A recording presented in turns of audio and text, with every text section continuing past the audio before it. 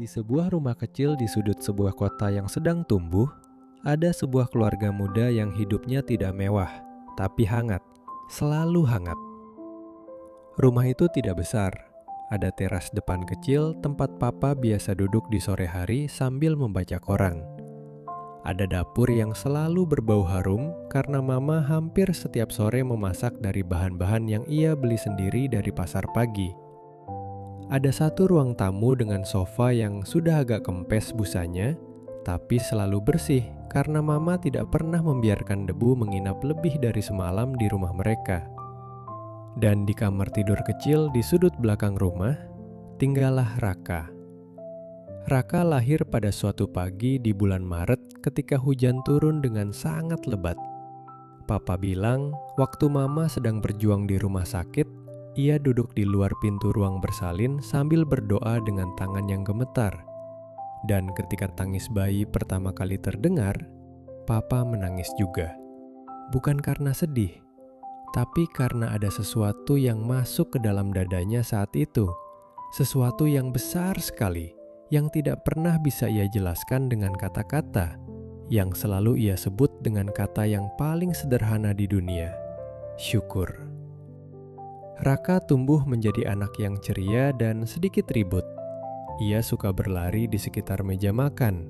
Ia suka menggambar di tembok yang selalu membuat mama menarik napas panjang sambil menggeleng-gelengkan kepala. Ia suka memanjat pohon mangga di belakang rumah sampai papa berteriak dari bawah supaya ia turun sebelum jatuh. Tapi di balik keributan kecilnya itu, Raka adalah anak yang sangat penurut. Ketika papa berbicara dengan serius, ia diam dan mendengarkan. Ketika mama kelelahan sepulang kerja, ia akan dengan sendirinya mengambilkan air minum dan menaruhnya di meja tanpa diminta. Ia belum mengerti banyak tentang hidup saat itu, tapi entah bagaimana, ia mengerti bahwa orang-orang yang ia cintai itu perlu dijaga. Papa namanya Arman. Ia bekerja sebagai guru di sebuah sekolah menengah tidak jauh dari rumah mereka. Gajinya tidak besar, tapi papa selalu bilang dengan suara yang tenang dan penuh keyakinan, "Kita tidak kaya, Raka, tapi kita berkecukupan. Dan berkecukupan itu jauh lebih berharga daripada kaya yang tidak pernah merasa cukup." Raka yang masih kecil tidak terlalu mengerti kalimat itu waktu pertama kali mendengarnya. Tapi ia menyimpannya, entah di mana, entah bagaimana. Ia menyimpannya di suatu tempat di dalam dirinya yang belum bisa ia namai. Mama namanya Sari. Ia bekerja paruh waktu di sebuah toko kain, dan di sisa waktunya ia menjahit pesanan dari tetangga-tetangga. Tangannya selalu sibuk, tapi matanya selalu tersenyum. Mama punya cara bercerita yang membuat Raka betah duduk berjam-jam di tepi tempat tidurnya. Cerita tentang awan yang punya nama masing-masing, tentang bintang-bintang yang sebenarnya adalah lampu rumah, makhluk-makhluk kecil yang tinggal sangat-sangat jauh, tentang tanah yang selalu menyimpan benih yang jatuh ke dalamnya, tidak pernah membuangnya, selalu menjaganya sampai tiba waktunya untuk tumbuh. Raka berumur 3 tahun ketika ia mulai menyadari bahwa perut mama semakin lama semakin membesar. Ia pernah menempelkan telinganya ke perut itu, dan papa tertawa keras sambil bertanya, "Apa yang kamu dengar, nak?" Raka mengerutkan dahi dengan sangat serius dan menjawab, "Detak-detak kecil, Pa, kayak jam tangan, tapi lebih hangat." Papa dan mama saling memandang di atas kepalanya, dan dalam pandangan itu ada sesuatu yang sangat dalam, sangat penuh. Sesuatu yang hanya bisa dipahami oleh dua orang yang sudah bersama cukup lama untuk tahu bahwa momen-momen kecil seperti itu adalah harta yang paling sesungguhnya dalam hidup.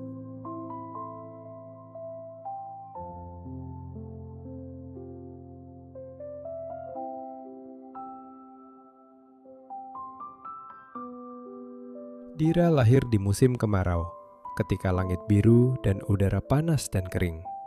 Dan bau melati dari taman tetangga mengapung masuk lewat jendela rumah sakit yang sedikit terbuka.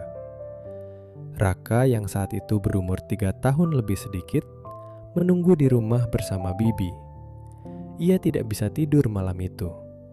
Ia duduk di dekat jendela, memeluk boneka kelinci kecilnya, dan sesekali bertanya kepada Bibi, "Kapan Mama pulang? Kapan adiknya datang?" Dan ketika pagi datang, Papa pulang dengan mata yang merah tapi senyumnya paling lebar yang pernah Raka lihat. Papa jongkok di depan Raka, menaruh kedua tangannya di bahu anak laki-lakinya yang kecil itu, dan berkata dengan suara yang sedikit bergetar, "Raka, kamu sudah jadi abang sekarang." Raka ingat ia tidak langsung menangis dan tidak langsung meloncat kegirangan.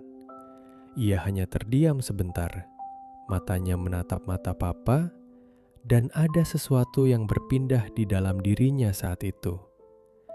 Sesuatu yang berat, tapi bukan menyakitkan. Sesuatu yang terasa seperti tanggung jawab. Untuk pertama kalinya dalam hidupnya yang masih sangat pendek itu, ia merasakan apa artinya mencintai seseorang yang belum pernah ia temui sebelumnya. Ketika Mama pulang membawa Dira yang dibungkus kain kuning pucat, Raka berdiri di dekat pintu dan menatap makhluk kecil yang berada dalam pelukan mamanya itu dengan campuran takjub dan cemas. Dira sangat kecil, sangat merah. Matanya terpejam rapat. Tangannya yang sekecil kerang laut mengepal-ngepal di udara seperti sedang melatih sesuatu. "Boleh aku pegang?" tanya Raka dengan suara sangat pelan, seperti takut membangunkan sesuatu yang sakral. Mama duduk di sofa dan memiringkan Dira ke arahnya. Raka duduk di samping Mama dengan punggung yang sangat tegak, berusaha terlihat bertanggung jawab. Dan ketika jari-jari mungil Dira yang masih tidur itu menyentuh jari telunjuknya, Dira mengepal. Jemari kecil itu melingkar erat di sekeliling jari Raka, menggenggamnya dengan kekuatan yang mengejutkan untuk sesuatu yang sekecil itu. Raka menarik napas tajam. Papa yang berdiri di dekat pintu mendapati matanya panas. "Dia pegang tanganku, Ma," bisik Raka. "Dia tahu aku abangnya." Mama mengusap rambut Raka dengan lembut dan berbisik, "Iya sayang, dia sudah tahu." Dan sejak hari itu, tidak ada satu pagi pun yang Raka lewatkan tanpa mengintip ke dalam boks tidur Dira terlebih dahulu. Tidak ada satu sore pun yang tidak ia habiskan sambil duduk di dekat Dira, berbicara kepadanya tentang hal-hal yang entah mengerti atau tidak oleh bayi sekecil itu. Tapi Raka berbicara terus tentang awan yang dilihatnya dari jendela, tentang kucing kuning milik tetangga yang kadang masuk ke halaman mereka, tentang betapa rasa ikan goreng buatan Mama lebih enak daripada apapun di dunia. Dira kecil hanya menatapnya dengan mata yang masih buram. Mulutnya sesekali membuka dan menutup seperti ikan, tangan-tangannya mengibas-ngibas pelan di udara. Dan Raka selalu tertawa kecil, merasa seperti ia telah berhasil menyampaikan sesuatu yang sangat penting. Papa yang sering duduk di sudut ruangan sambil menyaksikan adegan itu akan tersenyum kepada Mama, dan Mama akan membalas senyum itu. Dan keduanya mengerti tanpa perlu berkata apapun bahwa sesuatu yang sangat baik sedang tumbuh di antara dua anak mereka itu.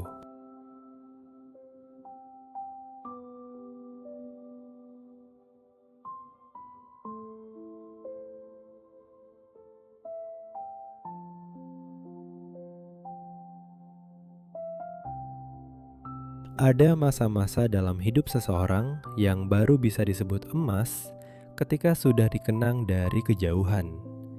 Masa ketika kamu tidak tahu bahwa kamu sedang bahagia, karena bahagia terasa seperti udara, sesuatu yang ada begitu saja, sesuatu yang tidak kamu pikirkan karena tidak pernah kamu ragukan. Itulah masa kecil Raka dan Dira. Raka yang tumbuh menjadi anak laki-laki yang serius tapi hangat, dan Dira yang tumbuh menjadi gadis kecil yang pemberani dan cerewet, menjalani hari-hari mereka di rumah kecil itu dengan cara yang sederhana. Mereka berebut remote televisi. Mereka bertengkar tentang siapa yang boleh duduk di kursi dekat jendela. Mereka berlomba menghabiskan nasi lebih cepat di meja makan, yang selalu membuat papa mengetuk meja dengan ujung sendok sambil berkata, "Makan adalah ibadah, bukan lomba lari." Tapi mereka juga berbagi hal-hal yang lebih dalam dari sekedar itu. Raka selalu menunggu Dira di gerbang sekolah, meskipun sekolah mereka berbeda gedung. Setiap hari Jumat, ketika jadwal pulang Raka lebih cepat, ia akan duduk di bangku panjang di depan kelas Dira dan menunggu dengan sabar, kadang mengerjakan PR, kadang hanya duduk sambil memandangi langit. Dan ketika pintu kelas terbuka dan Dira muncul dengan tas yang terlalu besar untuk tubuh kecilnya, matanya selalu mencari Raka terlebih dahulu. Dan saat ia menemukannya, senyumnya mekar seperti ada matahari kecil yang menyala di wajahnya. Papa mengajarkan mereka banyak hal, bukan dengan cara yang keras atau memaksa, tapi dengan cara yang pelan dan sabar. Cara yang baru mereka mengerti bertahun-tahun kemudian. Papa mengajarkan Raka cara memperbaiki keran yang bocor dengan tangan sendiri, bukan karena mereka tidak mampu memanggil tukang, tapi karena Papa bilang, setiap hal kecil yang bisa kamu lakukan sendiri, itu satu hal yang tidak bisa diambil oleh dunia darimu. Papa mengajarkan Dira cara membaca peta bintang di malam hari. Mereka berdua sering berbaring di teras belakang di atas tikar pandan, kepala mereka berdampingan, memandangi langit yang gelap dan kaya.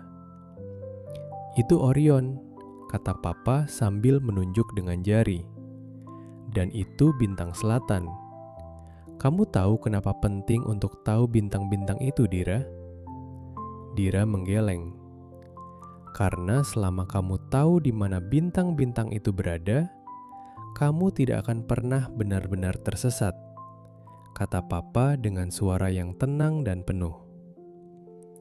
Mama mengajarkan mereka sesuatu yang berbeda tapi sama pentingnya, cara merasakan. Ia mengajarkan Dira cara menjahit dengan tangan, bukan hanya dengan mesin, karena, kata Mama, jahitan tangan punya jiwa. Setiap tusukan itu adalah waktu yang kamu berikan untuk sesuatu.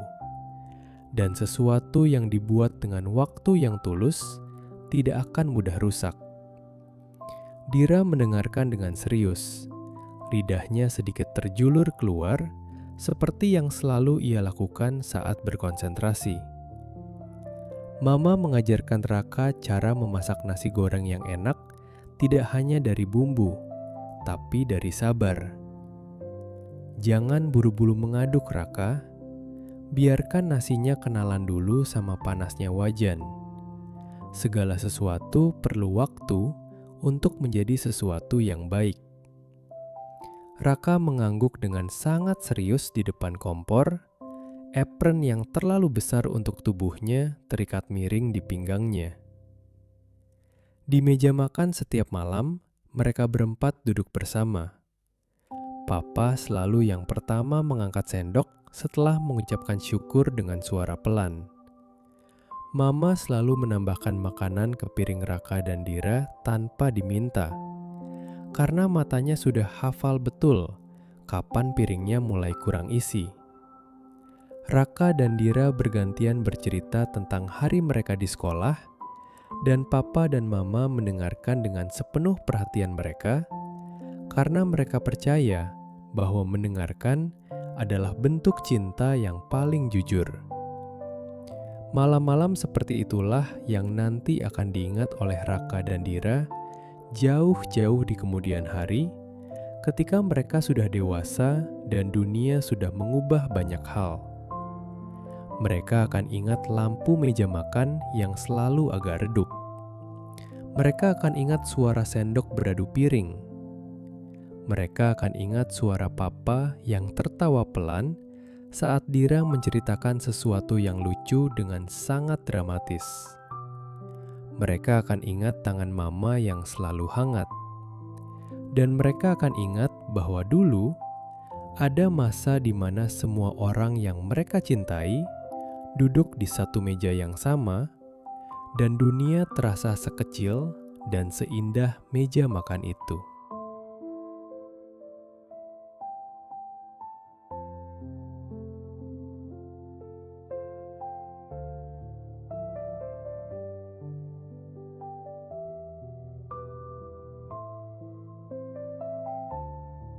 Papa punya kebiasaan yang tidak biasa.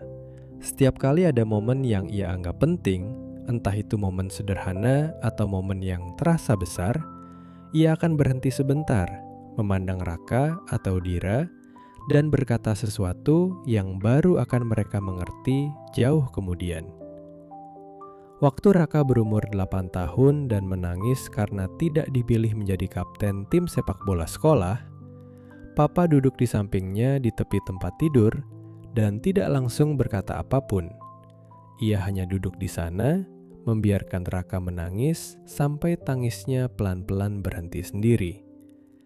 Dan setelah semuanya sunyi, Papa berkata dengan sangat pelan, "Raka, menangis itu tidak lemah. Yang lemah adalah orang yang menangis tapi tidak mau bangkit setelah itu. Kamu sudah menangis. Sekarang kamu sudah boleh bangkit." Raka mengusap matanya dengan punggung tangan dan bertanya, "Bagaimana kalau aku bangkit dan gagal lagi?" Papa mengangguk pelan, seperti pertanyaan itu adalah pertanyaan yang sudah lama ia tunggu. "Maka kamu bangkit lagi," kata Papa. "Setiap kali. Tidak ada batas waktu untuk bangkit, Nak. Yang ada hanyalah pilihan untuk melakukannya atau tidak." Waktu Dira berumur 6 tahun dan diledek oleh teman-teman kelasnya karena sepatunya sobek, ia pulang dengan kepala yang tertunduk dan tidak mau makan malam. Mama yang melihatnya dari dapur diam-diam menyelesaikan masakannya, lalu duduk di sebelah Dira di sofa tanpa bertanya apapun. Mama memeluk Dira dari samping, kepala kecil Dira bersandar di bahu Mama, dan Mama hanya diam sambil mengusap-usap rambutnya dengan sangat pelan. Lama sekali mereka duduk begitu, sampai akhirnya Dira bercerita sendiri. Dan setelah mendengar semuanya, Mama mengangkat dagu Dira dengan lembut dan berkata, "Dira, dengarkan Mama baik-baik. Orang yang meledek sepatumu hari ini, mereka melihat sepatumu, tapi mereka tidak melihat kamu.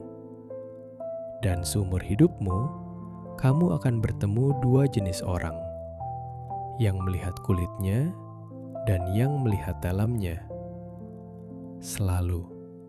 Selalu pilih untuk menjadi orang yang melihat dalamnya." Dira tidak sepenuhnya mengerti, tapi ia merasa lebih baik, dan ia menyimpan kata-kata itu. Papa juga punya satu kalimat yang sering ia ucapkan kepada mereka berdua, biasanya di malam hari sebelum tidur, saat ia mengecek apakah lampu kamar sudah dimatikan.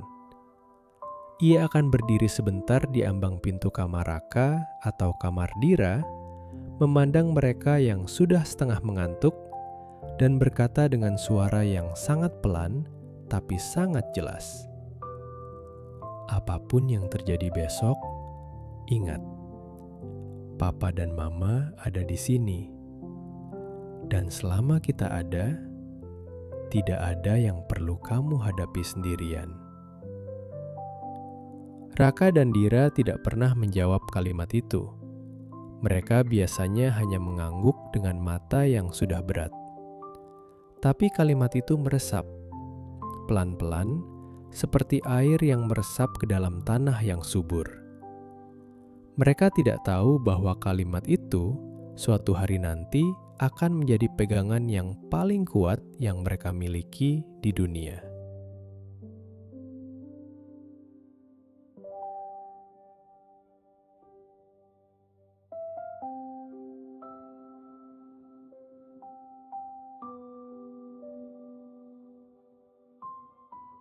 Raka berumur 12 tahun ketika pertama kali ia menyadari bahwa ada sesuatu yang berbeda dengan papa.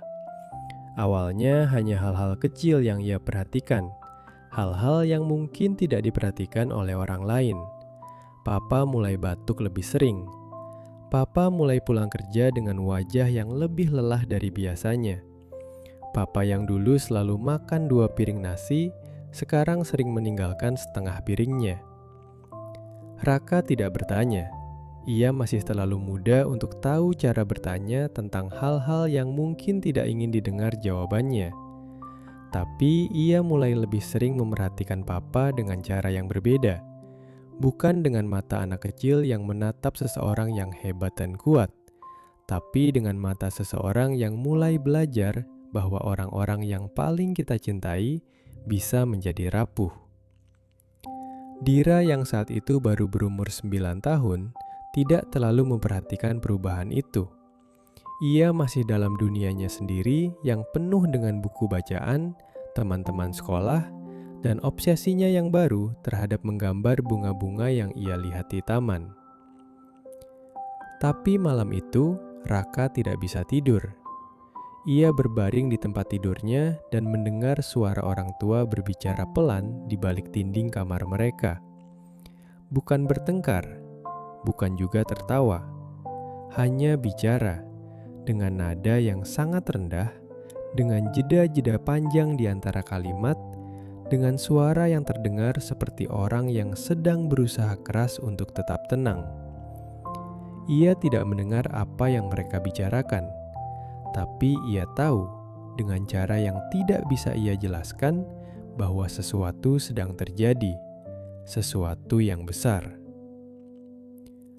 Beberapa minggu kemudian, Papa dan Mama memanggil Raka dan Dira duduk bersama di ruang tamu.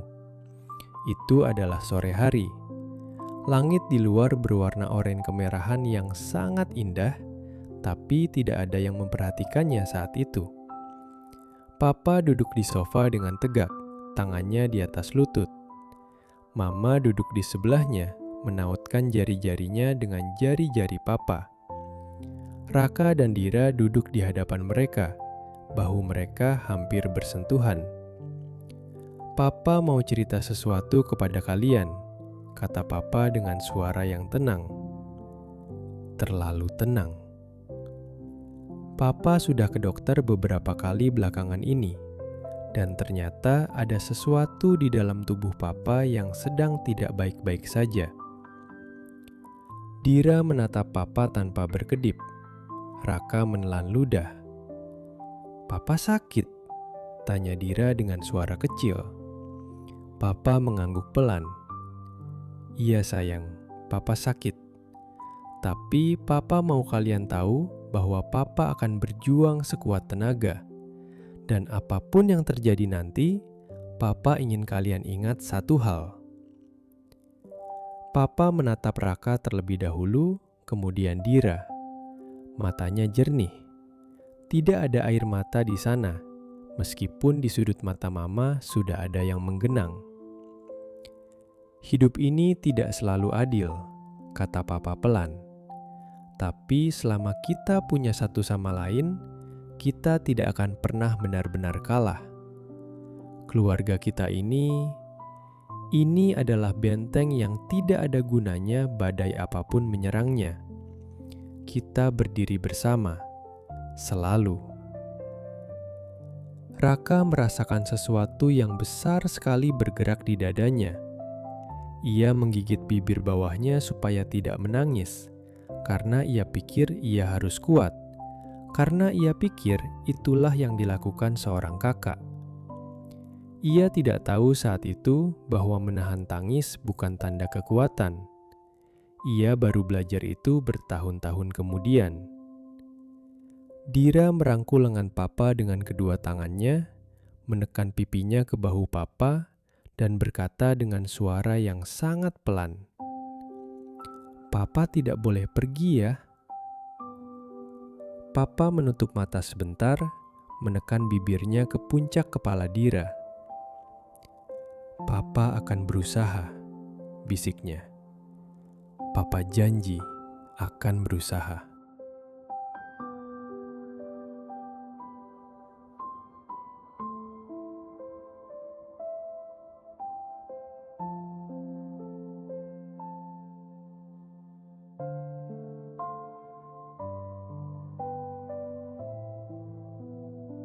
Setahun berikutnya adalah tahun yang paling panjang yang pernah Raka dan Dira jalani.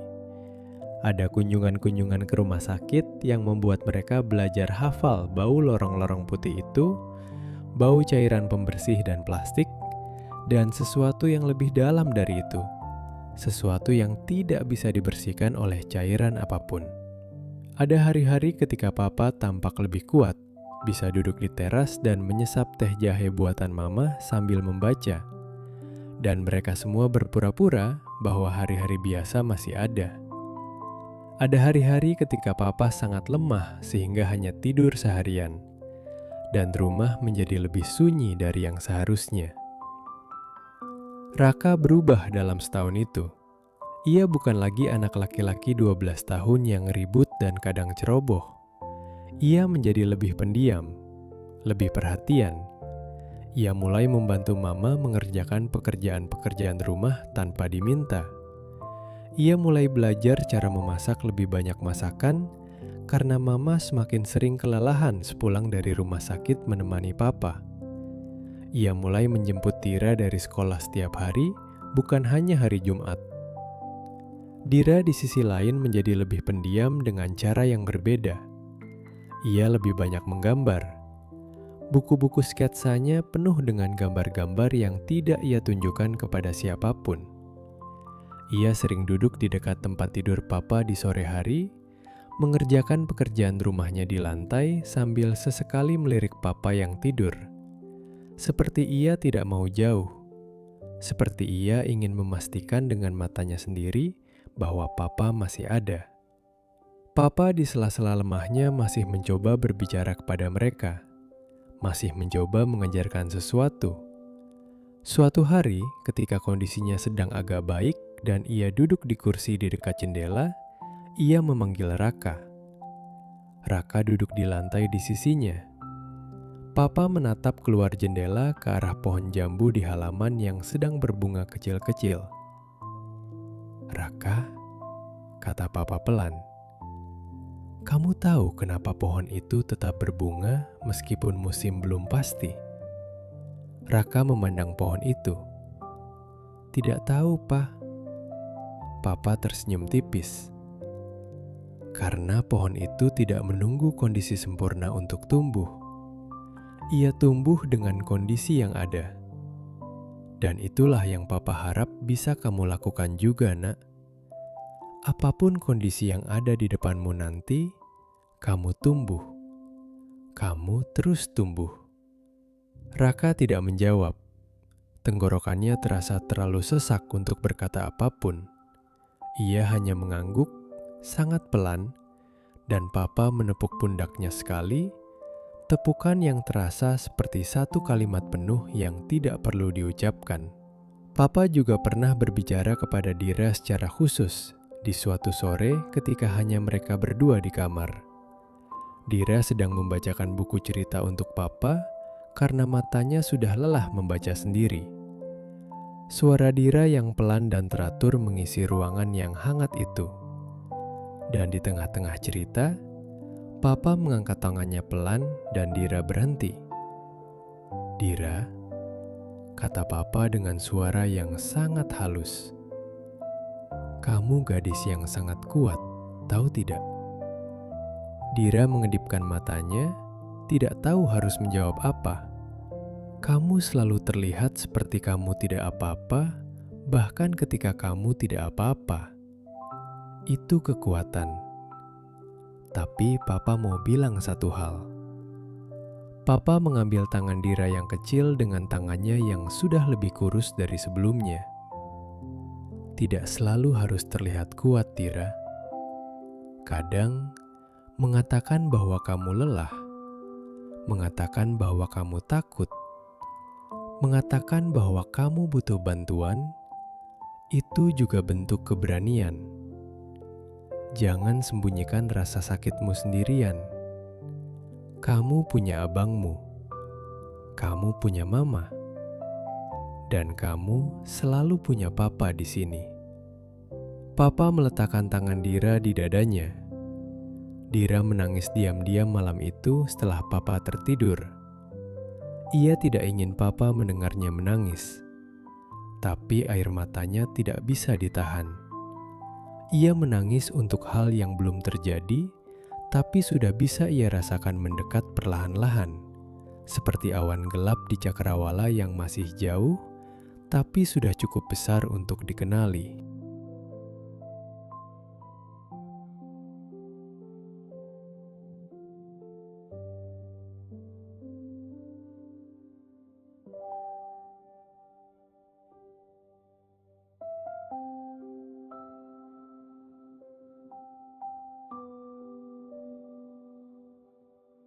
Papa pergi pada suatu pagi di musim hujan, ketika Raka berumur 13 tahun dan Dira berumur 10.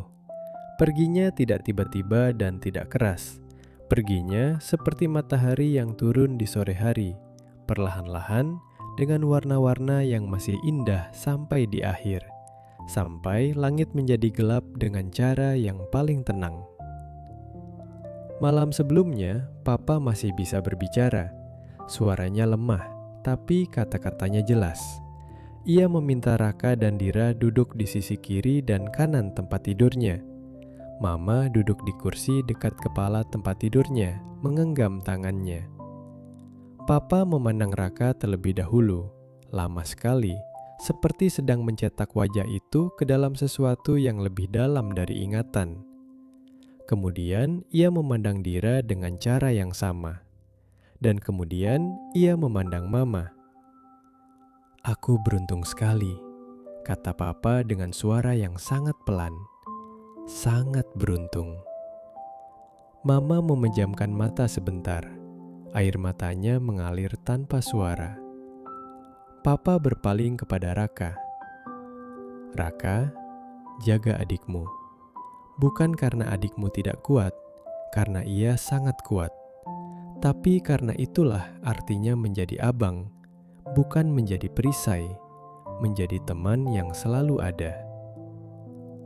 Raka mengangguk, matanya merah, tapi ia tidak menangis saat itu. Ia menyimpannya. Papa berpaling kepada Dira. "Dira, jaga abangmu. Karena laki-laki kadang menyembunyikan lukanya lebih dalam daripada perempuan. Dan itu membuat luka itu lebih lama sembuhnya. Kamu yang selalu paling tahu kapan abangmu tidak baik-baik saja. Jangan biarkan ia sendirian." Dira mengangguk sambil menggigit bibirnya. Tangannya menggenggam tangan Papa yang sudah dingin lebih dari biasanya. Dan kemudian Papa menoleh kepada Mama. Dan mereka memandang satu sama lain dalam diam yang sangat panjang. Dalam diam itu ada seluruh hidup yang sudah mereka jalani bersama, semua yang sudah mereka bangun, semua yang sudah mereka pertahankan, semua yang sudah mereka cintai bersama. Tidak ada kata yang cukup besar untuk diam itu.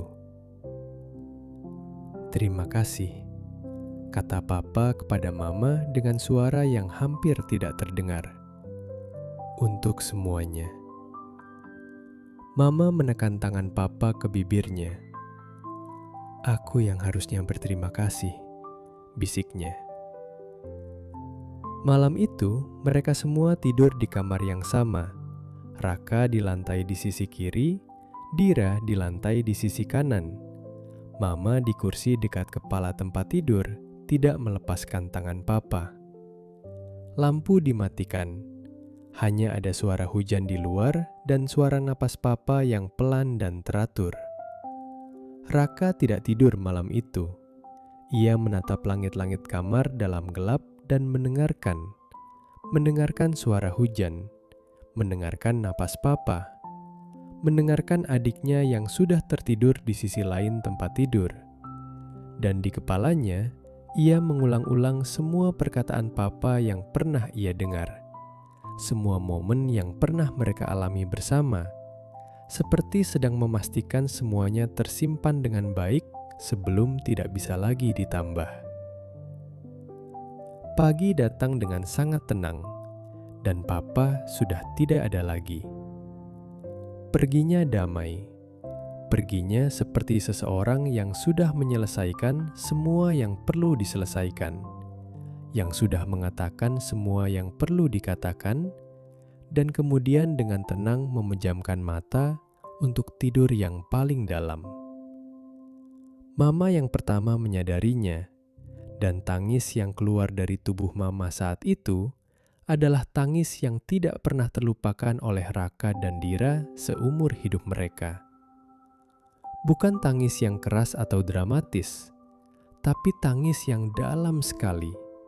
Tangis yang terdengar seperti sesuatu yang sangat besar retak di dalam dada seseorang. Raka bangkit dari lantai.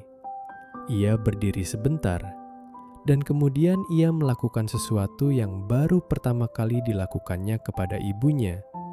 Sesuatu yang tidak pernah diajarkan kepadanya.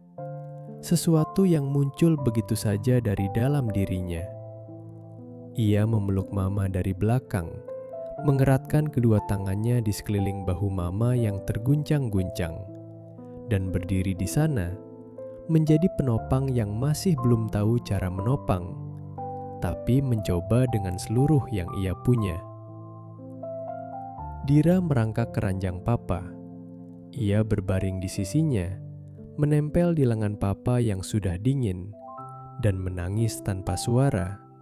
Air matanya membasahi sprei putih itu dengan sangat pelan. Hujan di luar terus turun.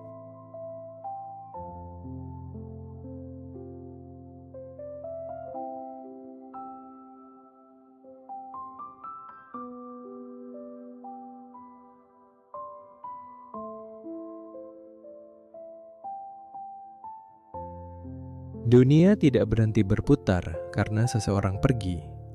Tagihan tetap datang, sekolah tetap ada, hari-hari tetap berjalan dengan cara mereka yang tidak peduli dan tidak menunggu. Dan mama berjuang dengan cara yang paling sunyi dan paling keras yang pernah ada. Setiap pagi ia bangun sebelum subuh, sebelum Raka dan Dira terbangun. Dan Raka kadang mendengar suara air dari dapur. Suara kompor dinyalakan. Suara persiapan hari yang baru yang dimulai oleh perempuan yang sedang berduka, tapi tidak memberikan dirinya izin untuk berhenti. Mama mengambil pekerjaan jahitan lebih banyak. Ia menjahit sampai larut malam di bawah lampu meja yang kecil. Suara mesin jahit yang serak menjadi lagu tidur baru bagi Raka dan Dira di kamar sebelah. Kadang Raka bangun tengah malam untuk minum air dan mendapati mama masih di sana, di bawah lampu itu. Punggungnya membungkuk di atas kain yang sedang dijahit. Dan ia tidak akan tahu apakah mama menyadari kehadirannya karena matanya terlalu sibuk pada jahitannya. Tapi mama tidak pernah mengeluh kepada mereka. Tidak sekalipun. Mama justru adalah orang yang, di tengah semua perjuangannya itu, masih sempat mengingatkan Raka bahwa ia harus belajar dengan baik, karena pendidikan adalah warisan yang tidak bisa diambil oleh keadaan. Masih sempat menemani Dira berlatih menggambar, dan memuji setiap gambar yang ditunjukkan Dira kepadanya dengan cara yang tulus, bukan sekedar memuji supaya anak senang, tapi dengan komentar yang nyata dan perhatian yang sungguh-sungguh. Suatu malam, Raka yang sudah berumur 14 tahun mendapati Mama duduk sendirian di teras depan setelah ia pikir semua orang sudah tidur. Langit malam bersih dan bintang-bintang terlihat jelas. Mama duduk di kursi rotan yang sudah lama. Kursi yang biasanya diduduki Papa di sore hari. Dan ia menatap langit dengan ekspresi yang tidak bisa Raka namai. Raka berdiri di ambang pintu sebentar, kemudian keluar dan duduk di lantai teras di dekat kaki kursi Mama. Seperti yang sering ia lakukan waktu kecil dulu. Mama tidak kaget, seperti ia sudah tahu Raka akan datang. Tangannya turun dan mengusap rambut Raka pelan-pelan, seperti ketika Raka masih sangat kecil. "Kamu tidak bisa tidur?" tanya Mama. "Mama juga tidak," jawab Raka. Mereka diam bersama di bawah langit bintang itu. Lama sekali. Dan kemudian, Mama berkata dengan sangat pelan, "Abahmu dulu suka bilang, bintang itu bukan untuk dilihat. Bintang itu untuk diajak bicara. Katanya setiap bintang itu adalah doa seseorang yang sudah mendahului kita, yang sekarang bersinar dari tempatnya yang baru, supaya kita bisa melihat bahwa mereka baik-baik saja." Raka mendongok ke langit. "Papa ada di sana juga." Mama diam sebentar. "Mama rasa iya," katanya akhirnya. Suaranya tidak gemetar, tidak menangis, hanya jujur, dengan cara yang lebih kuat dari tangis manapun. Raka ingin berkata banyak hal, tapi tidak ada yang keluar. Jadi ia hanya duduk di sana, kepala bersandar pada lutut Mama, dan membiarkan waktu berjalan, dan membiarkan bintang-bintang berkedip-kedip di atas mereka, dan membiarkan malam itu menjadi milik mereka berdua. Mama mengajarkan banyak hal kepada Raka dan Dira dalam tahun-tahun itu. Tapi mungkin yang paling besar yang ia ajarkan adalah ini, bahwa perempuan yang kuat bukan perempuan yang tidak pernah sakit, melainkan perempuan yang tetap bangun setiap pagi meskipun malamnya menangis.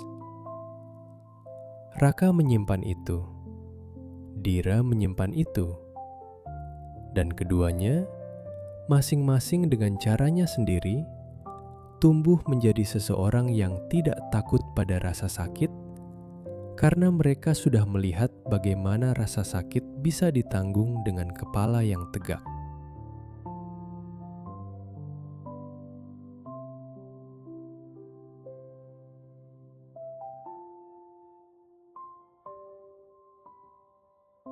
Tahun demi tahun berlalu. Raka lulus sekolah menengah atas dengan nilai yang cukup baik. Ia tidak melanjutkan kuliah langsung, bukan karena tidak mampu secara akademis, tapi karena ia tahu keadaan keuangan keluarganya dan tidak ingin menambah beban Mama lebih dari yang sudah ada. Ia mendaftar kerja, mendapat posisi di sebuah toko bangunan kecil milik seorang kenalan Papa, dan mulai bekerja sehari setelah ijazahnya terima. Mama menangis diam-diam malam itu, bukan karena sedih, tapi karena bangga dan haru, dan sedikit rasa bersalah bercampur menjadi satu dalam dirinya. Di pagi harinya, ia memasak nasi goreng favorit Raka untuk sarapan, dan ketika Raka duduk di meja makan dengan seragam kerjanya yang baru, Mama duduk di hadapannya dan berkata, "Raka, ini bukan garis akhirmu. Ini hanya salah satu jalan yang kamu pilih. dan Papa akan sangat bangga melihatmu hari ini." Raka makan nasinya dengan kepala yang tertunduk supaya Mama tidak melihat matanya yang merah. Dira tumbuh menjadi gadis yang penuh semangat. Ia pintar, cerewet di waktu yang tepat, pendiam di waktu yang perlu, dan memiliki kemampuan yang sangat tidak biasa untuk membaca orang, untuk tahu kapan seseorang baik-baik saja, dan kapan seseorang hanya berpura-pura baik-baik saja. Kemampuan itu ia warisi dari Mama. Dira selalu tahu kapan Raka sedang tidak baik-baik saja. Ia bisa melihatnya dari cara Raka meletakkan sendoknya lebih keras dari biasanya, dari cara Raka menghela napas sedikit lebih panjang, dari cara matanya tidak fokus kemanapun. Dan di saat-saat seperti itu, Dira tidak bertanya. Ia hanya datang dan duduk di dekat Raka, kadang sambil membawa 2 cangkir teh, dan duduk di sana sampai Raka mau bicara sendiri. Seperti yang pernah Mama lakukan kepada mereka dulu. Mereka bertengkar juga tentu saja. Mereka bertengkar tentang hal-hal kecil yang pada akhirnya bukan tentang hal kecil itu. Tentang siapa yang giliran mencuci piring. Tentang Dira yang kadang pulang terlalu larut tanpa kabar. Tentang Raka yang terlalu protektif. Tentang Dira yang merasa Raka memperlakukannya seperti anak kecil, padahal ia sudah besar.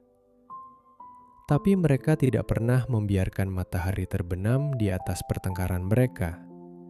Itu aturan tidak tertulis yang tidak pernah mereka sepakati secara eksplisit, tapi selalu mereka pegang tanpa sadar.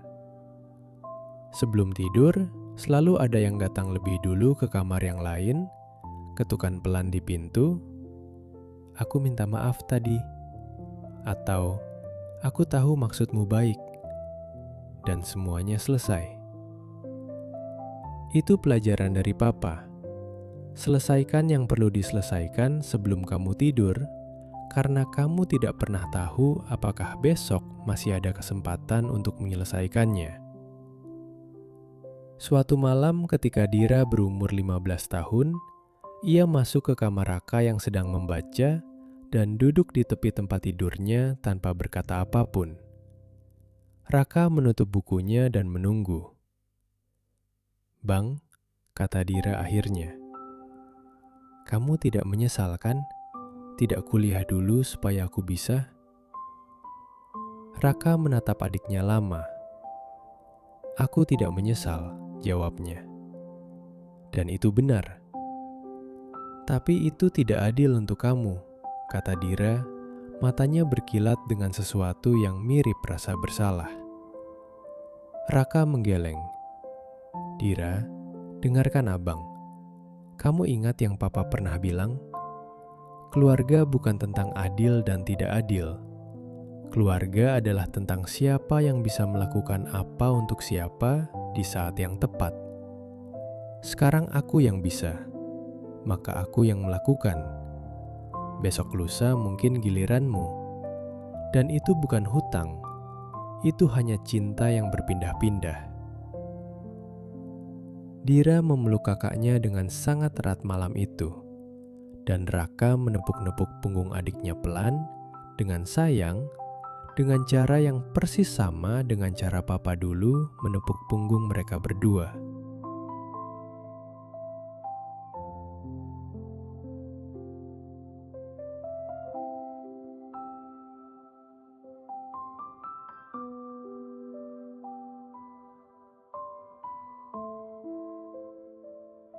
Dira diterima di Universitas Negeri, jurusan seni rupa, pilihan yang membuat orang-orang di sekitar mereka mengernyit khawatir. Tapi yang Mama dan Raka dukung sepenuhnya tanpa satu pertanyaan pun.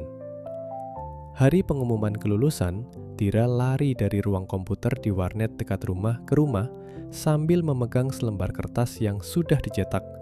Berlari begitu cepat sampai nafasnya ngos-ngosan ketika ia tiba di pintu rumah. Mama sedang menjahit, Raka sedang makan siang. "Aku keterima!" teriak Dira dari pintu, dan kertas itu dikibas-kibaskannya di udara seperti bendera. Mama berdiri dari mesin jahitnya, melepas kacamatanya, dan memeluk Dira begitu keras sampai Dira tertawa dan bilang, "Ma, susah napas." Dan Mama tertawa juga, menangis juga di saat yang sama. Raka yang berdiri di belakang mereka dengan ekspresi yang tenang tapi matanya sangat berbinar, menunggu giliran. Dan ketika Mama akhirnya melepaskan Dira, ia membuka tangannya dan Dira langsung berlari dan menabrakkan dirinya ke pelukan kakaknya. "Abang, aku keterima," bisik Dira ke bahu Raka. "Abang tahu," bisik Raka. "Dari dulu abang sudah tahu." Malam itu mereka makan malam yang istimewa, masakan Mama yang paling meriah, dan di meja makan yang sama tempat Papa dulu duduk, ada kursi yang kosong itu tapi tidak pernah terasa kosong. Karena mereka bertiga tahu bahwa di kursi itu ada seseorang yang sangat bangga melihat momen ini. Mama mengangkat gelasnya yang berisi teh manis dan berkata dengan suara yang penuh, "Untuk Papa yang mendoakan dari tempat terbaiknya, dan untuk Dira yang membuktikan bahwa kerja keras selalu punya jalannya sendiri." Mereka bertiga menyentuhkan gelas mereka, dan bunyinya yang kecil itu terdengar sangat besar di ruang makan yang hangat itu. Persiapan kuliah Dira memakan waktu beberapa minggu. Raka yang membantu mempersiapkan barang-barang. Mama yang memasak dan menyiapkan bekal makanan kering untuk dibawa ke kos. Dan di malam sebelum Dira berangkat, ketiga orang itu duduk di ruang tamu dan tidak ada yang berkata banyak. Hanya duduk bersama, menonton televisi tanpa benar-benar menonton, masing-masing dalam pikirannya sendiri tentang apa yang akan berubah setelah besok. Mama memegang tangan keduanya, satu di kiri dan satu di kanan, dan berkata pelan, "Kalian sudah besar. Papa sudah lihat itu dari tempat dia.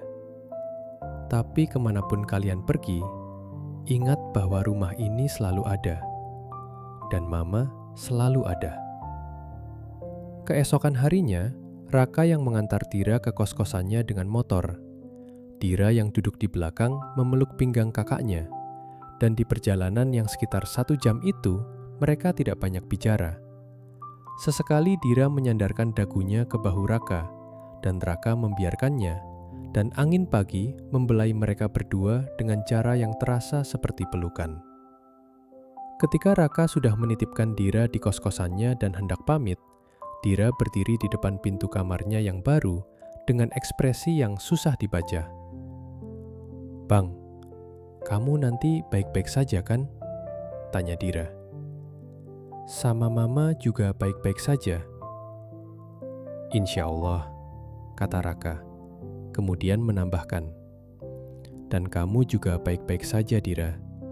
Kamu sudah selalu baik-baik saja." Dira mengangguk pelan dan menggigit bibirnya supaya tidak menangis. Tapi matanya sudah basah. "Telepon abang kalau ada apa-apa. Kapanpun. Tidak ada yang namanya terlalu malam untuk nelpon abang." "Iya," bisik Dira. "Makasih, Bang." Raka tersenyum, tepuk pundak Dira sekali seperti yang Papa dulu lakukan kepadanya. Dan kemudian ia berbalik dan berjalan menuju motornya sebelum Dira bisa melihat bahwa matanya juga basah.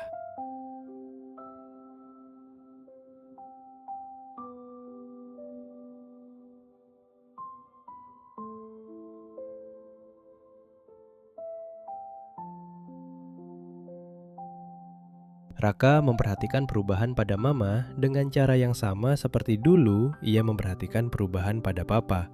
Pelan-pelan. Hal-hal kecil yang mungkin tidak diperhatikan oleh orang lain. Mama mulai lebih sering duduk daripada berdiri. Nafsu makannya berkurang. Wajahnya yang sudah lelah oleh bertahun-tahun berjuang sendirian, kini mulai terlihat lebih pucat dari biasanya, seperti lilin yang sudah terbakar lama dan nyalanya mulai berkurang. Raka yang sekarang berumur 22 tahun membawa Mama ke dokter. Hasilnya tidak baik. Jantung Mama tidak sekuat dulu. Dokter bilang mama perlu banyak istirahat, perlu kurangi tekanan, perlu menjaga pola makan. Mama mendengarkan dengan tenang, mengangguk-angguk, dan ketika keluar dari ruang dokter, ia berkata kepada Raka dengan nada yang sama santainya seperti baru selesai belanja di pasar.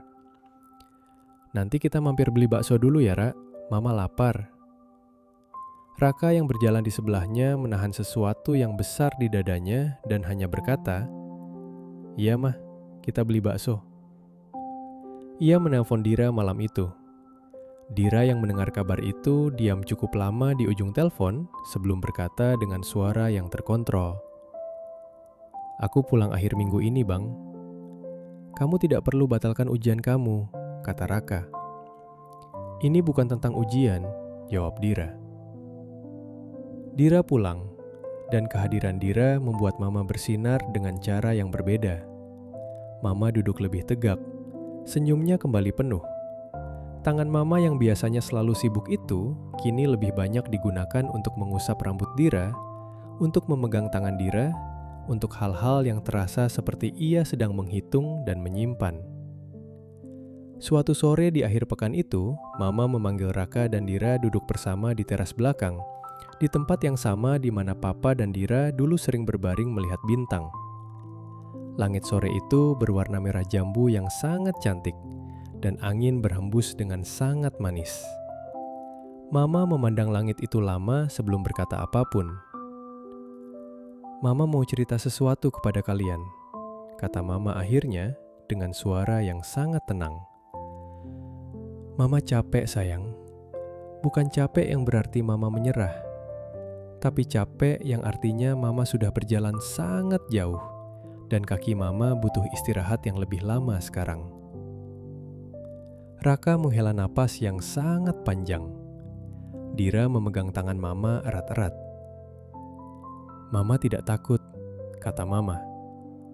"Malah merasa bersyukur sekali. Mama sudah punya hidup yang sangat penuh, punya suami yang baik, punya 2 anak yang membuat Mama bangga setiap harinya. Apalagi yang perlu ditakuti?" Dira menangis. Ia tidak mencoba menahannya kali ini. Air matanya mengalir dengan bebas, dan Mama mengelurkan tangan untuk mengusap pipinya. "Dira," kata Mama pelan. "Dengarkan Mama. Tidak ada yang perlu kamu tangisi terlalu lama. Bukan berarti kamu tidak boleh sedih.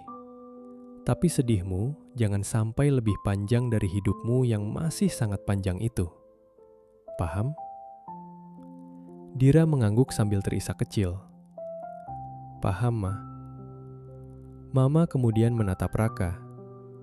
"Dan kamu," kata Mama kepada Raka, matanya dalam dan hangat. "Kamu sudah menjadi laki-laki yang sangat baik, Raka. Papa sangat bangga. Mama sangat bangga.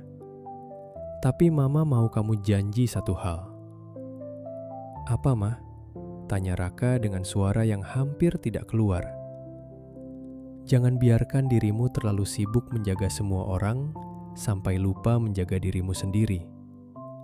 Kamu juga manusia. Kamu juga boleh lelah. Kamu juga boleh minta tolong. Dan kalau kamu tidak tahu harus minta tolong kepada siapa, lihat adikmu.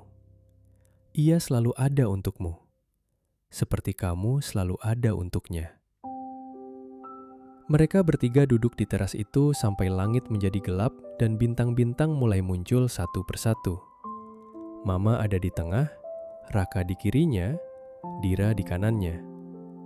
Mama merangkul bahu keduanya sekaligus, seperti yang selalu ia lakukan sejak Dira masih sangat kecil, dan berkata dengan suara yang sangat pelan, "Ini adalah salah satu momen terbaik dalam hidup Mama.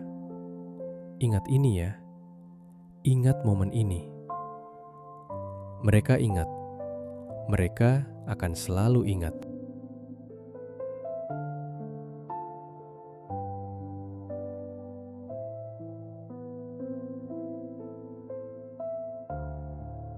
Mama pergi beberapa bulan kemudian, pada suatu malam di musim peralihan. Ketika udara terasa hangat dan angin bertiup dengan sangat lembut, Raka dan Dira ada di sisinya. Mereka sudah bergantian menjaganya selama minggu-minggu terakhir. Dira yang sementara cuti dari kuliahnya, Raka yang mengambil cuti dari pekerjaannya. Mereka ada di sana, bersamanya, tidak kemana-mana. Malam itu, kondisi Mama sudah sangat lemah. Napasnya pelan dan dalam, matanya terpejam. Tapi tangannya masih bergerak, masih mencari. Dan ketika Raka meletakkan tangannya di telapak tangan Mama, jari-jari Mama itu menggenggamnya pelan. Dira berbisik di telinga Mama. "Mama boleh istirahat, Ma. Kami baik-baik saja. Kami akan baik-baik saja." Raka menekan bibirnya ke punggung tangan Mama dan berbisik, "Abang janji jaga Dira, Ma. Abang janji." Mama tersenyum, sangat tipis, sangat pelan, tapi nyata. Senyum itu nyata. Dan kemudian, seperti lilin yang sudah terbakar habis dengan cara yang paling tenang dan paling bermartabat, napas Mama yang terakhir keluar dengan sangat damai, tanpa perjuangan, tanpa ketakutan, dengan cara yang paling sesuai dengan seluruh hidupnya yang selalu ia jalani dengan kepala tegak dan hati yang lapang. Ruangan itu sunyi. Raka duduk dalam diam dengan tangan Mama masih di tangannya. Dira meletakkan kepalanya di bahu Mama, matanya terpejam. Mereka tidak langsung menangis. Mereka hanya duduk di sana dalam momen yang paling berat yang pernah mereka kenal dan membiarkan kepergian itu menjadi nyata perlahan-lahan.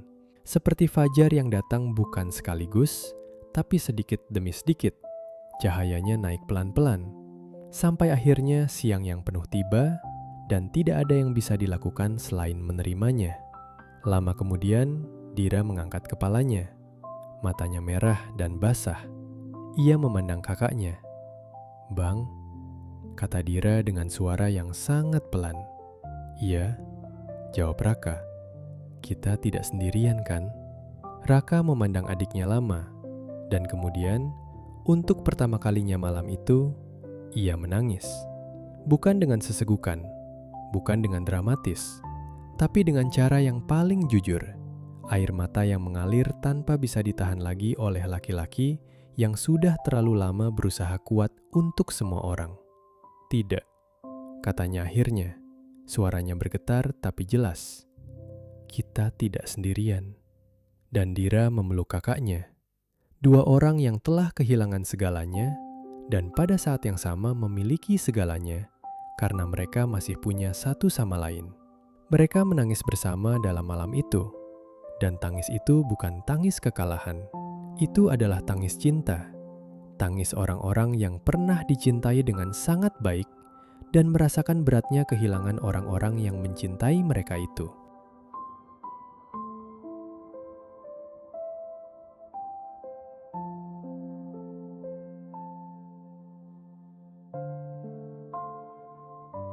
Bulan-bulan setelah kepergian Mama adalah bulan-bulan yang berat.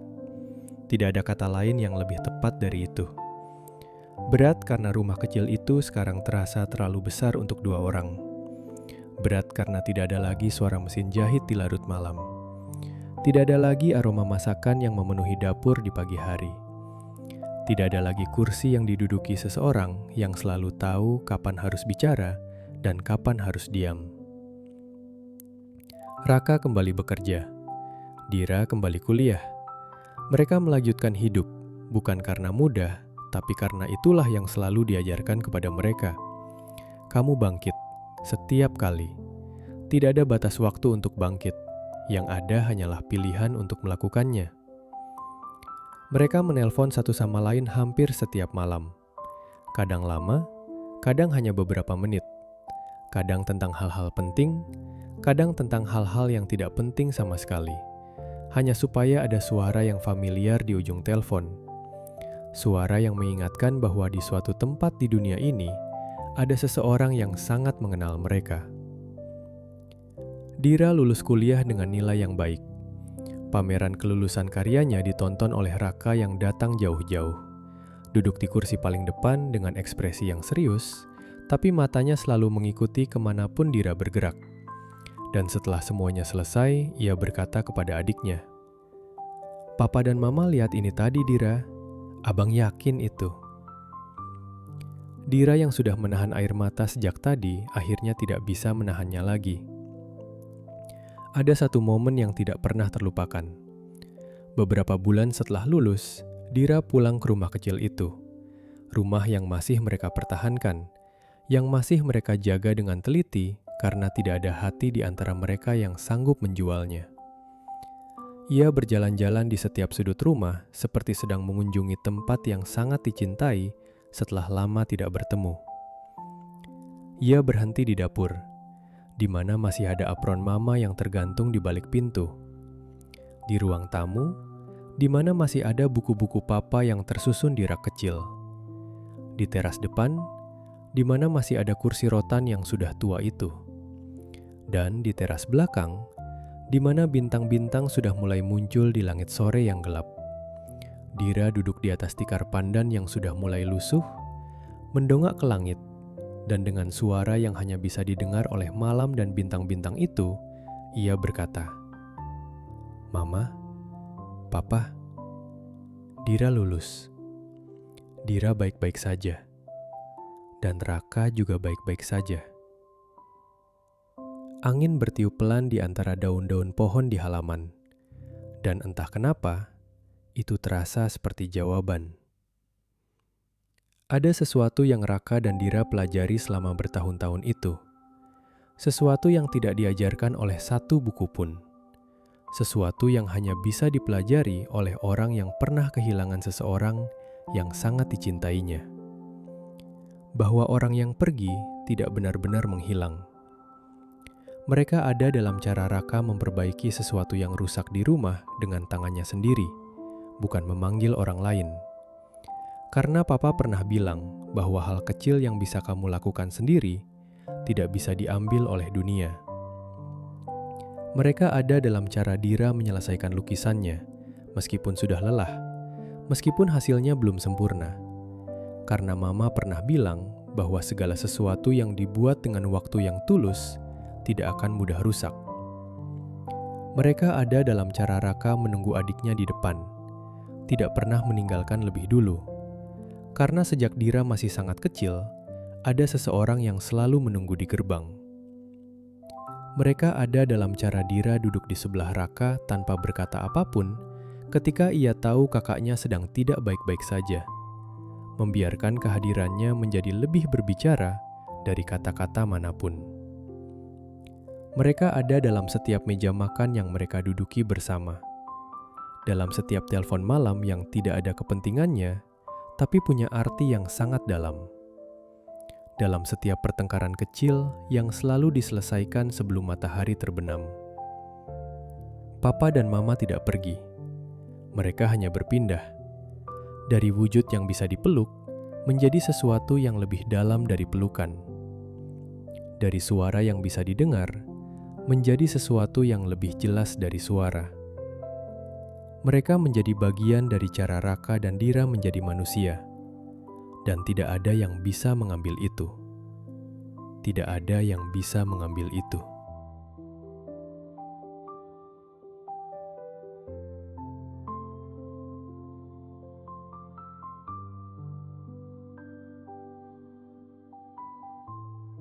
Dan itulah cerita Raka dan Dira. Cerita yang tidak berakhir dengan mereka mendapatkan kembali apa yang hilang, karena itu memang tidak bisa.